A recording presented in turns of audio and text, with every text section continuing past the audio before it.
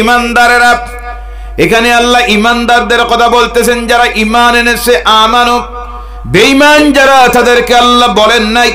মুশরিকদেরকে উদ্দেশ্য করে নয়, কাফেরদেরকে উদ্দেশ্য করে নয়, ইহুদি নাসারা মুনাফিক তারা নয়। আল্লাহ পাক ঈমানদার যারা তাদেরকে আলাদা করে দিয়েছেন। নতুবা আল্লাহ বলতেন ইয়া আইয়ুহান নাস, হে মানব মণ্ডলী। আল্লাহ সেখানে তা বলেন নাই। আল্লাহ বলছেন ইয়া আইয়ুহাল্লাযীনা আমানু, হে ঈমানদাররা যারা ঈমান এনেছো।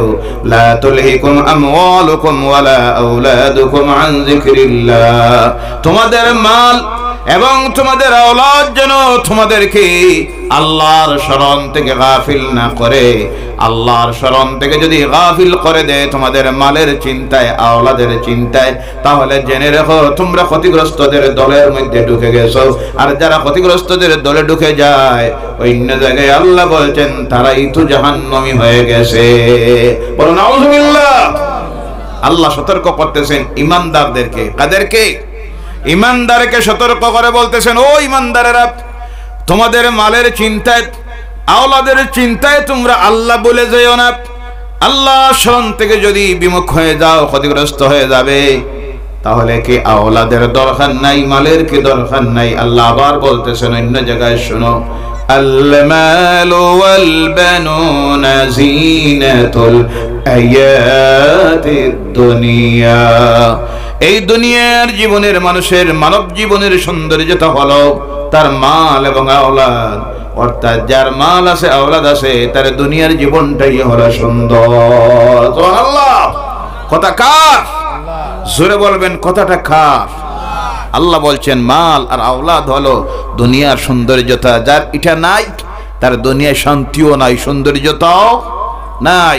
অন্য জায়গায় আবার আল্লাহ বলছেন ইয়ালামু আন্নামা আমওয়ালুকুম ওয়া আওলাদুকুম ফিতনা, জেনে রাখো এই মাল আর এই আওলাদ তোমাদের জন্য দুনিয়ার সবচেয়ে বড় ফিতনা। কথা কার?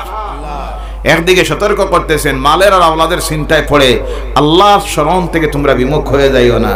আরেক জায়গায় বলছেন মাল আওলাদের প্রয়োজন আছে, সেটা দুনিয়ার সৌন্দর্যতা। আবার আরেক জায়গায় বলছেন এটাই হলো তোমাদের জন্য সবচেয়ে বড় ফিতনা। তিনটা কথা আল্লাহ বললেন। একদিকে বলতেছেন এটাই তোমাদেরকে দুনিয়ার ফিতনায় ছাড়বে, এটাই হলো দুনিয়ার সৌন্দর্যতা, ইহাই তোমাদেরকে আল্লাহ থেকে গাফিল করবে। তাতে বোঝা যায় যাদের এই মাল আওলাদ তাদেরকে আল্লাহ থেকে গাফিল করবে না, আল্লাহর স্মরণ থেকে তাদেরকে বিমুখ করবে না। এই মাল আওলাদ হলো দুনিয়ার সবচেয়ে বড় নিয়ামত। সুবহানাল্লাহ। তাদের জন্য নিয়ামত যাদেরকে তাদের মাল আওলাদ নাফরমানিতে নেয় নাই। তাদের জন্য নিয়ামত যাদেরকে মাল এবং আওলাদ আল্লাহ স্মরণ থেকে গাফিল করে নাই। যাতে এই গাফিল না হয়। ও আমার ভাইয়েরা মুসলমানেরা, কি ধর্ম পাইলাম বুঝলাম না, কি নিয়ামত পাইলাম বুঝলাম না। ইসলাম না জানার কারণে, কোরআন না বুঝার কারণে বুঝতে পারতেছি না দুনিয়া কি ধর্ম পেয়েছি যার মতো ধর্ম আল্লাহর জমিনে আর নাই। সুবহানাল্লাহ। প্রত্যেকটা আমল বিশ্ব মানুষের কল্যাণের জন্য, তার বডির জন্য ঔষধ, মানব সমাজের জন্য শান্তির ঔষধ আল্লাহ দিয়েছেন। প্রত্যেকটা ইবাদত, বলেন সুবহানাল্লাহ। প্রত্যেকটা কথা কোরআন বলেছে, তার সঙ্গে যুক্তি দিয়ে কথা বলেছে। অযৌক্তিক বানাওট কাল্পনিক কোন কথা যে ধর্মগ্রন্থে নাই তার নাম হলো কোরআন, বলেন সুবহানাল্লাহ। যার কারণে প্রত্যেকটি কথা বলেছে বিজ্ঞানসম্মত। যার কারণে আজকে আধুনিক বিজ্ঞানের যুগের মানুষগুলি যত বিজ্ঞানের উন্নতি হচ্ছে, জ্ঞান বিজ্ঞানের উপর, মেডিকেল সায়েন্সের উপরে যত মানুষ রিসার্চ করতেছে, গবেষণা করতেছে, করে করে গিয়ে আল্লাহ দিন ইসলামের দিকে আসতেছে। সুবহানাল্লাহ।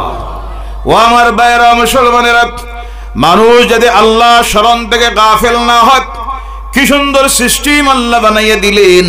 দুনিয়ার আর কোন ধর্মে গেলে আপনি এই সিস্টেম পাবেন না।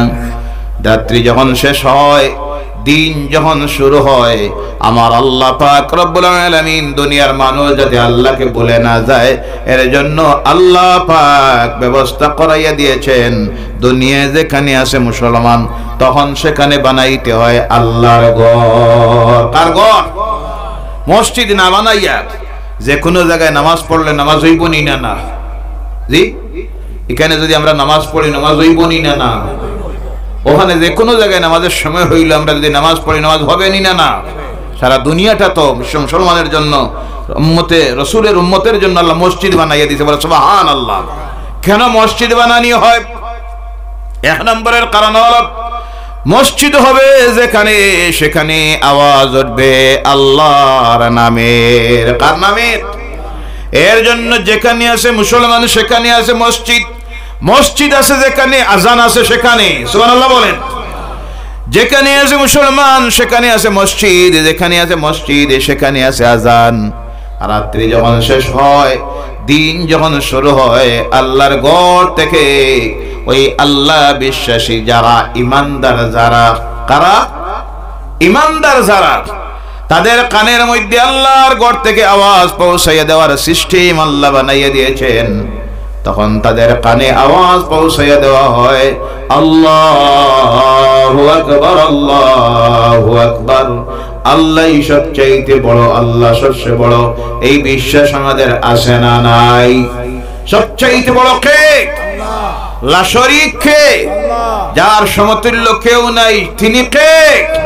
সর্বক্ষমতার মালিক কে?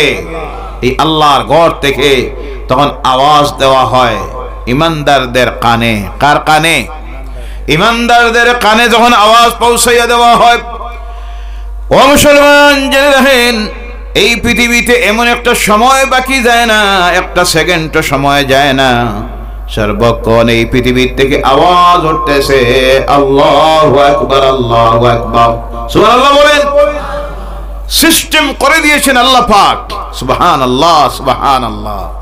দিন রাত্রির 24টি ঘন্টা একটা সমীক্ষা চালাইয়া বিশ্ব জুড়ে পৃথিবী জুড়ে দেখা গিয়েছে এমন একটা সময় বাকি নাই যখন পৃথিবীর থেকে আল্লাহু আকবারের আওয়াজ ওঠা বন্ধ হয়। এমন একটা সময় নাই, দিবারাত্রি 24টি ঘন্টা আওয়াজ উঠতেছে আল্লাহু আকবার। সেই আওয়াজ উঠতেছে আল্লাহর ঘর থেকে, বলে সুবহানাল্লাহ। যাতে এই আওয়াজ উঠে এর জন্য আল্লাহ ব্যবস্থা করে রেখে দিয়েছেন একসঙ্গে সারা পৃথিবীতে দিন রাত্রি হয় না, সময়ের তারতম্য তৈরি করে দেওয়া হয়েছে। এখন আমার এখানে যদি হয় 7টা, বাংলাদেশে হয়ে গেছে 7:30। কয়টা? আমেরিকায় এখন হয়ে গেছে সকাল 8টা। কয়টা? সৌদি আরবে এখানে যখন বাজবে 7টা, সৌদি আরবে তখন বাজতেছে 4:30। কয়টা? বিকাল 4:30। এখনো মক্কাতুল মুকাররমায় মদিনাতুল মুনাওয়ারায় এখনো আসরের নামাজ হয় নাই। সম্ভবত আসরের নামাজের আজান হচ্ছে, জামাত চলতেছে। মাগরিবের নামাজটাও বহুত দূরে, বহুত দূরে। আল্লাহ সিস্টেম করে দিয়েছেন। তার কারণ হলো দিবারাত্রি 24টি ঘন্টা আল্লাহর জমিন থেকে আওয়াজ উঠবে আল্লাহু আকবার, আল্লাহু আকবার। দুনিয়ার মানুষ এই আওয়াজ দিবে। কে দিবে? কে দিবে? একজন না সব? একজন? একজন না সব। কারণ যেখানে আছে মসজিদ সেখানে আছে আজান। আজান যখন মুয়াজ্জিন দিবে আল্লাহু আকবার, আল্লাহু আকবার, ওই মহল্লায় যারা মানুষ আছে নারী হোক পুরুষ প্রত্যেকের জন্য সেই আজানের জবাব দেওয়া লাগেনি না? না দেই আমরা? দেন 4-5 জন যারা মসজিদে যায় নামাজ পড়ে, অথবা যারা নামাজি রওনা হয় যখন, বাকি এরা তো কেউর মোবাইল বাজতেছে, কেউর গান চলতেছে, নাচ চলতেছে, গল্প চলতেছে। মা বোনরা তো আল্লাহ এখানে বাসাই দিছে, তার কিছু লাগে না। মহিলারাও যারা ঘরে আছেন আওয়াজ না করে আপনারাও জবাব দিবেন। পুরুষেরা যারা আপনারাও জবাব দিবেন। মুয়াজ্জিন যা বলবে সঙ্গে আপনি বলবেন আল্লাহু আকবার, আল্লাহু আকবার। মুয়াজ্জিনের শুধু ব্যবধান হলো মুয়াজ্জিন যখন বলবে হাইয়া আলাস সালাহ, হাইয়া আলাল ফালাহ, তখন আপনি বলবেন লা হাওলা ওয়ালা কুওয়াতা ইল্লা বিল্লাহ। এই আওয়াজ দিলেন সারা দুনিয়ার থেকে সমস্ত মুসলমানের জবান দিয়ে আওয়াজ উচ্চারিত হয়। আল্লাহ স্মরণ করাইয়া দিতেছেন, এই আওয়াজ যখন তোমার কানে এসে পৌঁছে যাবে, তুমি যদি মুমিন হও, কি হও? মুসলমান নয়, মুমিন যদি হও, ইমানদার যদি হও, মুসলমান যদি তুমি হও, ও মুসলমান, এই আওয়াজ তোমার কানে এসে পৌঁছে মাত্র যখন ঘুম থেকে উঠে তুমি আল্লাহর ঘরের দিকে রওনা করে দিবে, আল্লাহর সামনে গিয়ে দাঁড়াইবে, দাঁড়িয়ে আল্লাহর কুদরতের কদমে সিজদা দিয়ে দিবে। এবার তোমার নাম মুসলমান নয়, তোমার নাম হয়ে গেছে মুমিন। সুবহানাল্লাহ। তোমার নাম কি হয়ে গেছে? আমরা মুমিন হইতে চাই না শুধু মুসলমান থাকবো? কোনটা? শুধু মুসলমান থাকতে হলে কালেমা পড়েছেন, সময়ে সময়ে মাঝে মধ্যে প্রয়োজন হয় 2-4 রাকাত পড়বা।